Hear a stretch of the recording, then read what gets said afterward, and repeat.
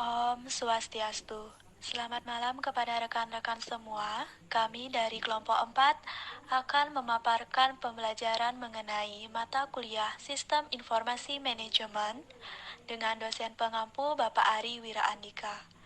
Sebelumnya, izinkan kami memperkenalkan diri terlebih dahulu. Perkenalkan, nama saya Nima Deswardani sebagai moderator sekaligus pembicara pertama, dan rekan saya Kadek Sutama Yase sebagai pembicara 2, dan rekan saya Nimade Wisnan Wipayanti Putri sebagai pembicara 3.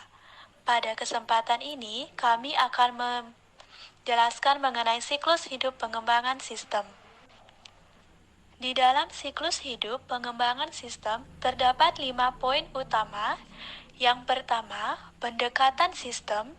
Yang kedua, perencanaan. Yang ketiga, tahapan analisis sistem. Yang keempat, implementasi. Dan yang kelima adalah tahap penggunaan. Materi pertama, pendekatan sistem, adalah proses langkah demi langkah yang digunakan dalam memecahkan masalah bisnis atau upaya untuk melakukan pemecahan masalah yang dilakukan dengan melihat masalah yang ada secara menyeluruh dan melakukan analisis secara sistem. Siklus hidup pengembangan sistem atau sistem life cycle dalam rekayasa sistem dan rekayasa perangkat lunak adalah proses pembuatan dan pengubahan sistem serta model dan metodologi yang digunakan untuk mengembangkan sistem-sistem tersebut. Mendasari berbagai jenis metodologi pengembangan perangkat lunak, metodologi ini membentuk suatu kerangka kerja untuk perencanaan dan pengendalian pembuatan sistem informasi, yaitu proses pengembangan perangkat lunak. Baik, materi selanjutnya akan dijelaskan oleh pembicara kedua. Waktu saya persilakan. Terima kasih moderator atas waktu yang diberikan kepada saya. Selanjutnya saya akan memaparkan materi tentang perencanaan. Apa itu perencanaan? Perencanaan merupakan proses di mana manajemen merumuskan suatu tujuan dan bagaimana cara untuk dapat mencapainya. Proses perencanaan terjadi di semua tipe. Adapun tahap-tahap sebuah perencanaan ada 4. Yang pertama, menetapkan target atau tujuan perencanaan dimulai dengan keputusan tentang keinginan atau kebutuhan organisasi atau kelompok kerja. Tanpa merumuskan target atau tujuan yang jelas, organisasi akan menggunakan sumber daya secara tidak efektif. Yang kedua, merumuskan keadaan saat ini. Pemahaman akan posisi atau keadaan organisasi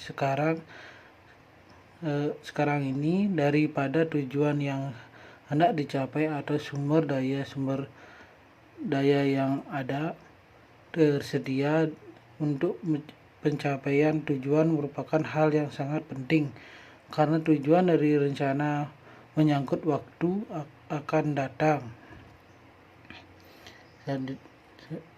Selanjutnya yang ketiga, mengidentifikasi segala kemudahan dan hambatan. Segala kekuatan dan hambatan serta kemudahan dan hambatan perlu diidentifikasikan untuk mengukur kemampuan organisasi dalam mencapai tujuan. Yang terakhir, mengembangkan rencana atau serangkaian kegiatan untuk mencapai tujuan. Tahap terakhir dalam proses perencanaan meliputi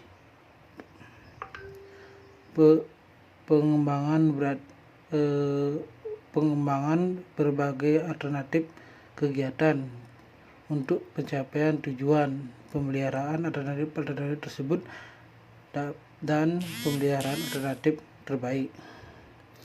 Selanjutnya saya akan memaparkan tahap-tahap analisis sistem.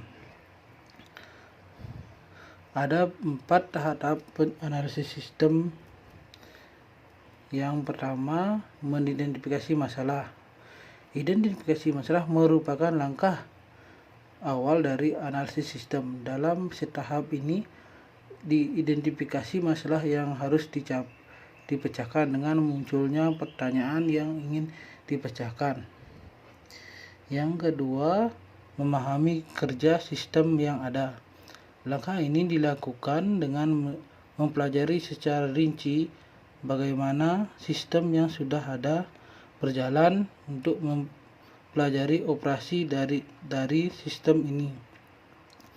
Diperlukan data yang dapat diperoleh dengan melakukan penelitian terhadap sistem.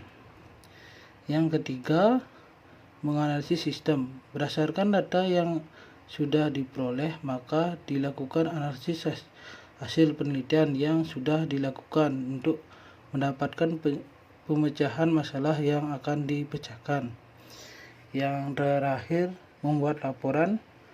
Membuat laporan perlu dibuat sebagai dokumentasi dari penelitian. Tujuan utama adalah sebagai bukti secara tertulis tentang hasil analisis yang sudah dilakukan.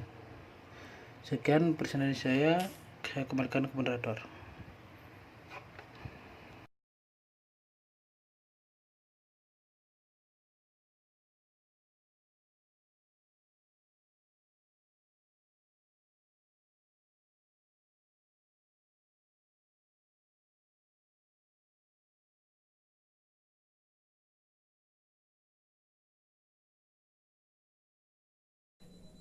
Materi selanjutnya,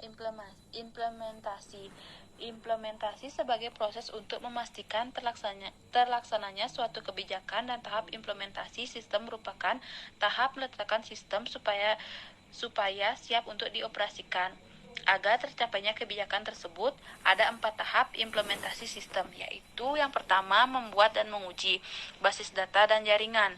Penerapan sistem baru atau perbaikan sistem dibuat pada basis data atau jaringan yang telah ada.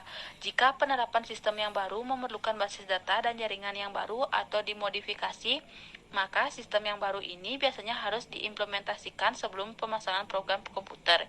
Yang kedua, membuat dan menguji program merupakan tahap pertama untuk siklus pengembangan sistem yang spesifik bagi programmer, bertujuan untuk mengembangkan rencana yang lebih rinci dalam mengembangkan dan menguji program komputer yang baru.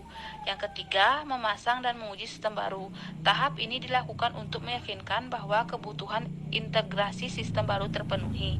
Yang keempat, mengirim sistem baru ke dalam sistem operasi.